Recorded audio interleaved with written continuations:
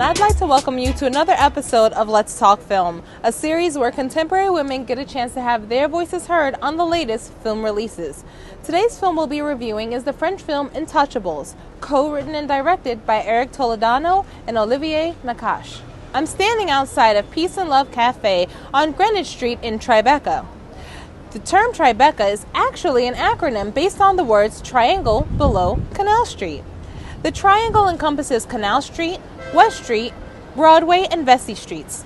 With the financial district a short walk away, this neighborhood is one of America's most fashionable and desirable. It is well known for its celebrity residents such as Robert De Niro, David Letterman, and Jay-Z and Beyonce. In 2006, Forbes magazine ranked its zip code 10013 as New York City's most expensive. With its quiet charm, coffee house vibe, and fresh, healthy menu offerings, Peace and Love Restaurant is a favorite with both locals and regulars alike. Let's pop inside and get into the groove. So I'm here with Jose, who is the general manager of Peace and Love Cafe. Hello. Indeed. So I wondered if you can give me a little bit of information. Tell me, when was Peace and Love established, and what is the goal, or what is the mission of Peace and Love Cafe?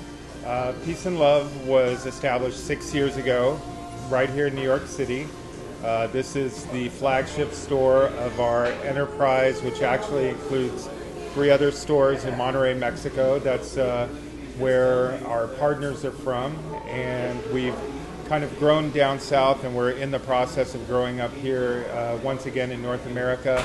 We were kind of working and developing, refining our setup and style, some of which started here and some of which has been kind of created or refined more in Mexico.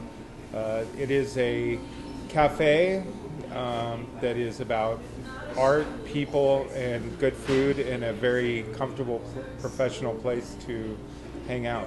One of our missions is to help support local artists, to help support some of our art originally came from Mexico, now here in New York. We've every month we have a group that we work with called Art Off Space that we've had artists from all over the 5 boroughs that show here, mainly paintings, some photography, some small sculpture, and so we feel that the local artists help provide the environment for the setting that I guess that we're looking for, the peace and love setting. We also, every month when they bring the artists in, we also do a reception for the artists, which we have. So we've had everything from flamenco performances to we've had jazz trios, and we've even had spoken word at some of our openings. So now, restaurant, tell us a little bit about food. What kind of fare do you offer here? I know that a lot of it, I saw online, a lot of it is very cold, very green. Can you discuss how you make your selections? The selections are exactly that. They're kind of trying to be a healthier fast food, if you will. Everything is the mission of we serve a lot of wraps and salads. The idea is for it to be everything to be prepared and available within 3 minutes of the time of ordering it. But we do use better ingredients. We use local and organic salads, spinaches. We use a lot of goat cheese, a lot of nuts, a lot of dried fruits and stuff in our salads. So an alternative to just the cheeseburger or just the heavyweight type of sandwiches that are available at other chains. Our idea is to just provide something better to the consumer, better for them. So thank you so much for offering us this wonderful interview. We're going to actually sample some of your food a little bit later. But now we're off to meet our panelists. Today's panelists are, all the way to my far left, Yael Reed. Yael Reed, originally from Paris, France, is a guide on Manifest 4 TV. You can watch the show Mondays at 8:30 p.m. on MNN2. Next to her, we have Olu Giddens. Olu is a filmmaker who is also an eminent producer whose TV and web series Choices was a 3-time winner at the 2012 LA Web Fest. You can follow her on Twitter at BushwickBell and on WordPress at ogproductions.wordpress.com. And closing out our panel this afternoon, we have Valerie Peterson. Valerie is a writer and director and author of 4 books, including Cookie Craft and Peterson's Happy Hour. Today's film we'll be reviewing is the French film Intouchables, co-written and directed by Eric Toledano and Olilvier Nakache. Do you sense the cultural differences in the way race and class are dealt with in France as compared to the United States through this film?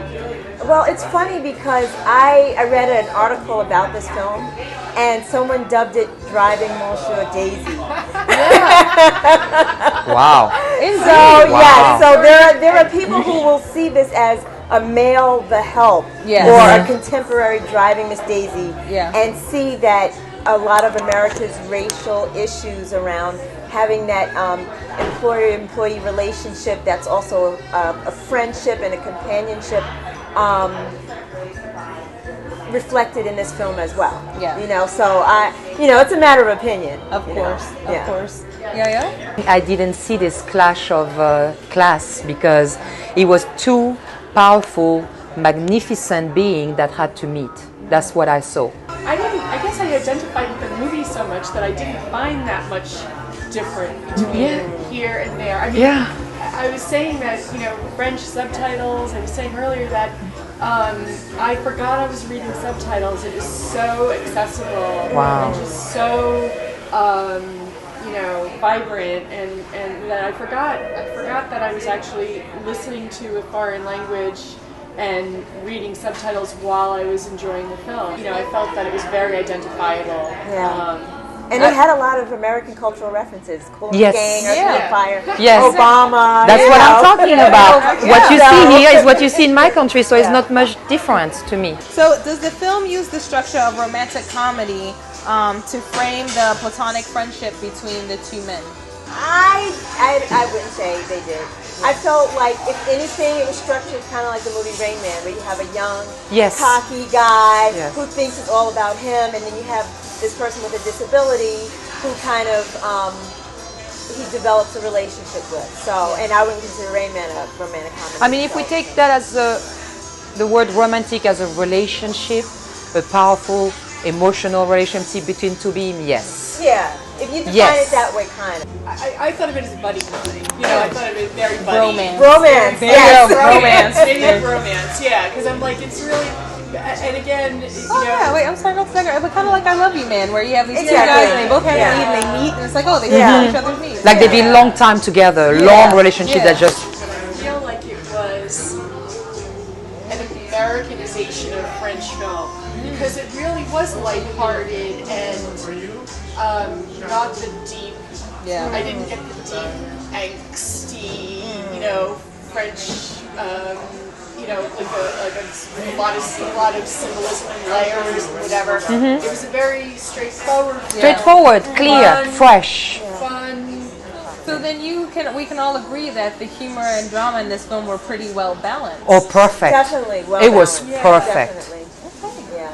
So, what were your thoughts on the acting? Were there any outstanding performances that you saw in it? It was amazing to me. I felt all the performances were really strong, and I felt like with Francois Colbert, I felt like he truly gave his body over to the role. You could really feel how well done this film was, just in terms of the acting, the direction as well. Valerie?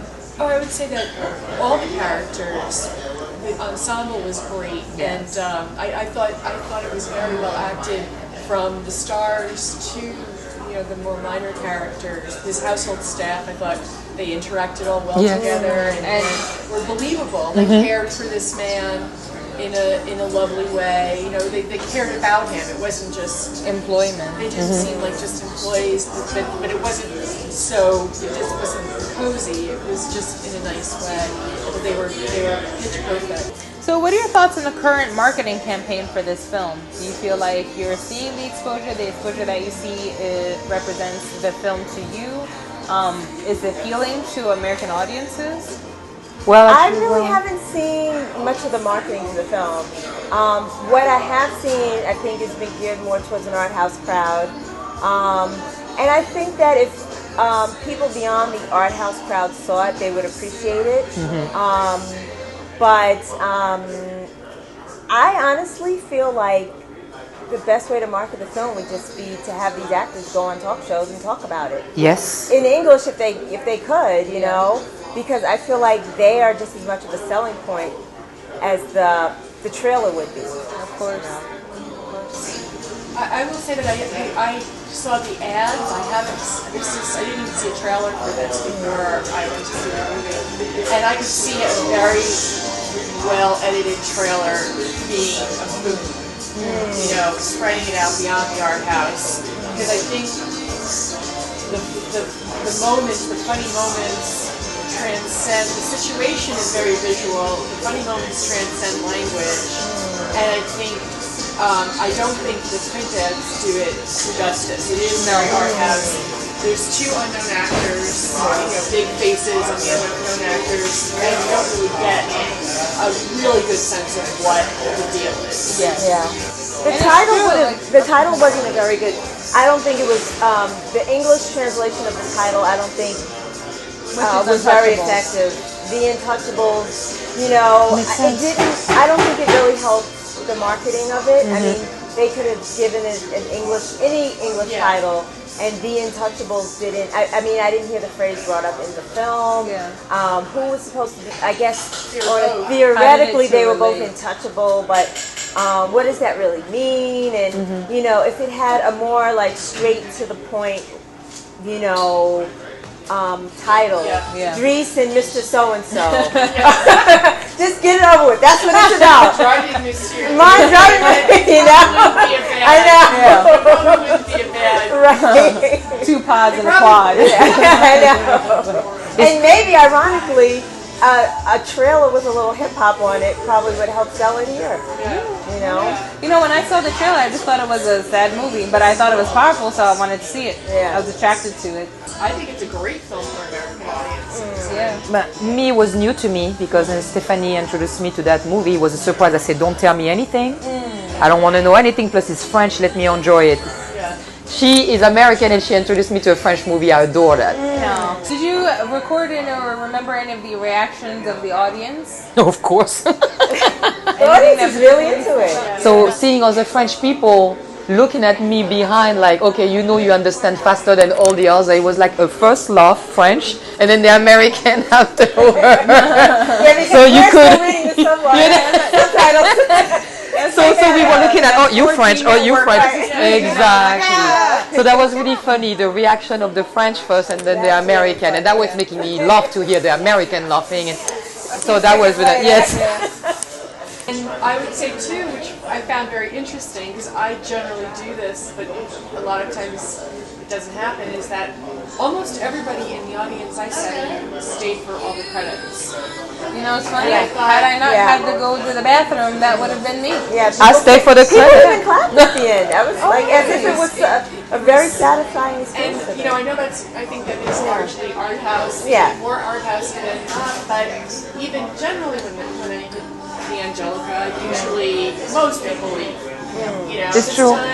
People were glued to their seats for the credits, and I saw maybe 1 or 2 people leave, and that was it. And it was almost a full audience. If you were not on this panel, would you have gone to see this film? I would have not known this movie if you didn't introduce me to it. So no, I will not have seen it. So thank you for doing this. It might have been, I would say probably not, and I was really glad I saw it. I was really glad. I think I would have seen it eventually, maybe a year from now on DVD. Probably, yes. And I'm glad I got I'm glad too. Thank you so much for your fascinating thoughts and comments this afternoon. I appreciate your time. Thank you so much for having us. Thank you. Thank you. Today's It was my birthday, wonderful. so this is a lot of fun. Happy birthday! Wow! Treat you to a scone. I want to also Joyeux say anniversaire. thank you to Jose for allowing us to shoot here at the Peace and Love restaurant. Again, today's film we were reviewing was the French film Intouchables, co-written and directed by Eric Toledano and Olilvier Nakache. For this and more, check us out on our website, www.letstalkfilmdotcom, which is also available for your mobile devices. Until next time, I'm your host, Stephanie Aline. Keep watching and keep talking film.